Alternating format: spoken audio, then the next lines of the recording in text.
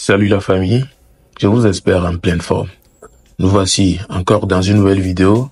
Et là, comme vous l'avez remarqué au titre de la vidéo, cette vidéo, elle concerne Ghettovie, qui est finalement sorti du silence. Mais il n'est pas juste sorti du silence. Vous avez peut-être regardé, quelques vidéos dans lesquelles il est sorti. Mais cette fois-ci, il sort et recadre. Oui, bien sûr, dans le sujet de Amron. Il est en train de recadrer certaines personnes, voire certains artistes dans cette histoire. Oui, pas parce qu'ils sont sortis pour se prononcer, mais vous saurez de quoi est-ce qu'il s'agit exactement en regardant ou bien en écoutant tous ces dires dans la vidéo. Du coup, je vais pas hésiter à vous présenter la vidéo, mais bien avant ça, je vous invite à liker, à vous abonner sans oublier d'activer la cloche de notification, partager s'il le faut. Je vous souhaite alors un bon visionnage et dites-moi ce que vous en pensez dans les commentaires. Ouais, puis vidéo qui me le rappelle me trop le wono. Parce que am jesimi quoi. Nya bo mdo ku la vidéo la yon konye. Mdo ku yo. Mdo ku yo chale. Ma vidéo na ko. Ma vidéo na kakare nzizi la wo zereka. Njesimi chale. Ame voindi minye. Nya be mimlo na nyanye bore. Njesimi. Je vous connais. Ne mi omi to nambe Ghettovie va égalifier mi avec le chama gbe parce que mi avait ni va après mi la va so jinye be nyefi njesi mi chale no la gbe mi au-delà jesi ennemi o anya lo ko fonctionner na anya be plan ame no po début no be plan pour na be ami otonde o e du ya me le fia mi dana pa be togo be hajito be caché mignon. Le promoteur au Tanafo, organisateur au Tanafo, les lui tout en valeur le fier mais on doit acquis au que trop bien comme les promoteurs au blasé il y a chim il y a voné il y a tafu mais on le va défendre ma mais on to go be radito ni bon à nous c'est avec 4 démos vidéo défendre un port les lutteurs plus de 3 ans il y a défendre un port il me do couille on y avait lui qui en valeur il me défendre un port les 3 ans mais les 4 ans, ils défendent quoi. Au contraire, ils trouvent soutenir l'organisateur au Bénin. Les organisateurs au Blas ont convoqué m'a dit John Ami. Qu'est-ce que vous et du ya me le fio organiser awards. Au Blas doit recourir. Organisateur va pas. Il y a truqué award da. Il y a son nom doit recourir. Ou à mon vidéo l'école propose à recourir dans la guerre. Amène l'air, mais le pintom le. Bangbe mbe nyem le dit tricherie changement emi le dit ngona be changement emi le dit ngbe parce que am le dit be na no nyona mi opata mi o artiste be lutte pour me donner ngbe qui est organisateur audio autre que blaser ko artiste bu et allons mi nte to gbe de non encore mi to soutenir à moi que long be yo adom enyekelo lutte na mi anpele amoru nkume. Et il avait fait le commentaire, mais on l'a gagné. Voilà, mais quand il y avait lui qui me soutenir.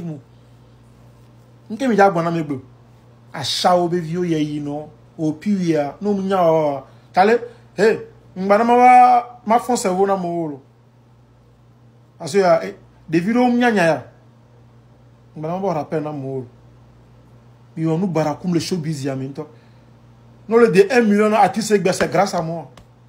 On a mis 500 000 à sous bon, dans la compte de taille, 100 000, 150 000, et nous on a. Il y a des vidéos qui passent à combien 1 million, c'est grâce à Ghettovie. Tu vois, mignon. Et n'y en a. Voilà, que million. Et ma soeur, à me onya, à quoi qu'il me l'a. Il trouve qu'il y a un chim, parce que le VMI. Eh bien, il va bien avoir une vidéo.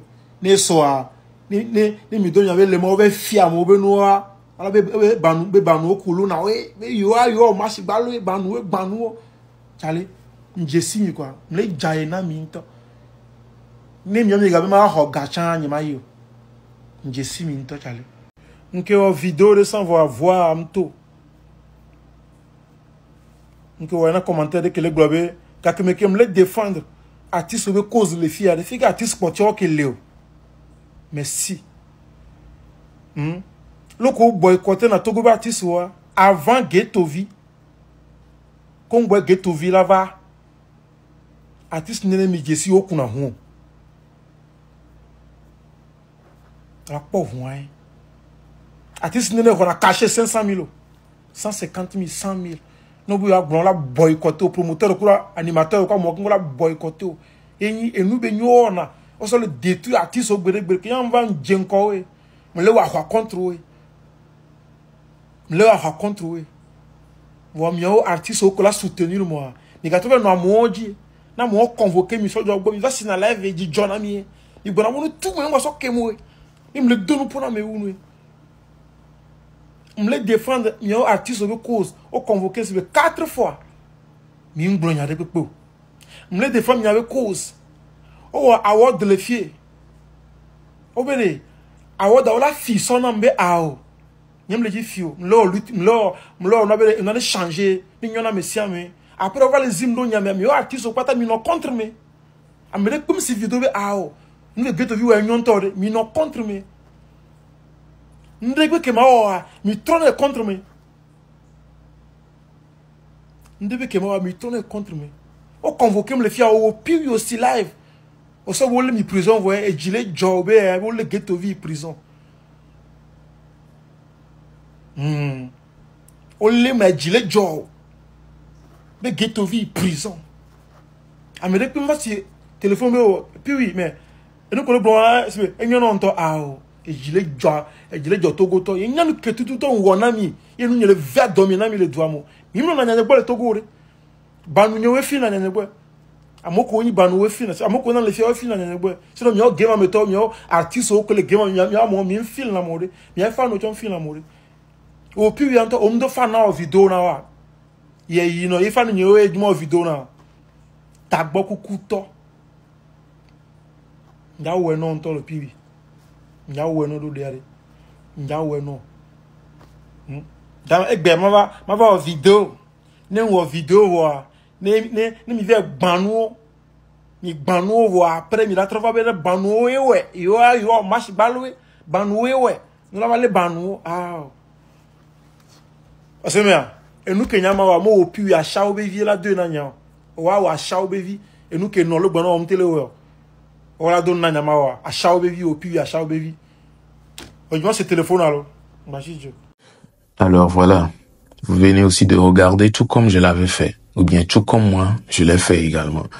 Du coup, on peut voir que Ghettovi, lui autre, il est sorti en colère dans cette histoire de se prononcer sur affaire d'Amron, puisqu'on peut voir actuellement, si tu es artiste togolais et que tu ne t'es pas prononcé sur le sujet, c'est que beaucoup de personnes vont te recadrer. Et c'est ce qui est en train de se passer sur la toile. Donc nous pouvons voir certains artistes qui ont eu même assorti des extraits de chansons pour annoncer la chanson, mais les gens les ont chargés, que ce soit dans les commentaires ou que ce soit en inbox, jusqu'à ce qu'ils ne resuppriment cela. L'exemple de Pakitianzo. Mais jusque-là, il y a certains qui ne se prononcent pas dessus. Et on peut voir la pression était mise du côté des Banous dans le besoin d'écouter Ghettovi, puisqu'on disait que quand c'est pour des futilités, il vient toujours pour se prononcer, mais quand on a besoin de lui, il ne vient pas pour parler. Finalement, il est sorti du silence. Et voilà ce qu'il a eu à nous dire. Et ce qu'il a dit, peut-être beaucoup vont dire qu'il a raison, et peut-être beaucoup vont dire aussi qu'il a tort. En tout cas, ce qui est sûr, il a eu quand même à parler et à sortir du silence. À vous de nous dire ce que vous en pensez dans les commentaires et dites-nous réellement si tout ce qu'il dit lui donne raison de se taire pour ne pas se prononcer sur quelque chose qui va avantager lui-même son pays et qui va peut-être avantager lui-même ses Banous. Oui, là on met l'accent sur l'affaire de la CET, mais pas sur l'affaire de Amron, parce que l'affaire de Amron, on laisse ça actuellement d'abord à côté, puisque on sait très bien que c'est un collègue artiste à lui. Mais vu qu'on dit, ou bien vu qu'il dit que les artistes ou bien les autres avaient fait des plans contre lui et tout pour qu'on l'enferme ou bien des trucs comme ça, on peut lui donner raison de ce côté. Mais du côté de la CET, c'est Banous eux aussi qui sont dans le pays, qui vont moulin pour écraser des trucs, qui vont pour payer du poisson au frigo, qui ont des frigos eux-mêmes à la maison, qui ont leurs factures qui montent et tout. Est-ce que c'est pas une bonne raison qu'il vienne se prononcer? Peut-être on peut l'écouter, lui, pour que les choses puissent être réglées. En tout cas, ça c'est une question et à vous de me dire ce que vous en pensez dans les commentaires. Alors, nous nous retrouvons donc pour une prochaine vidéo vu que nous sommes à la fin de celle-ci. Je vous souhaite tout juste une très belle soirée et à la prochaine.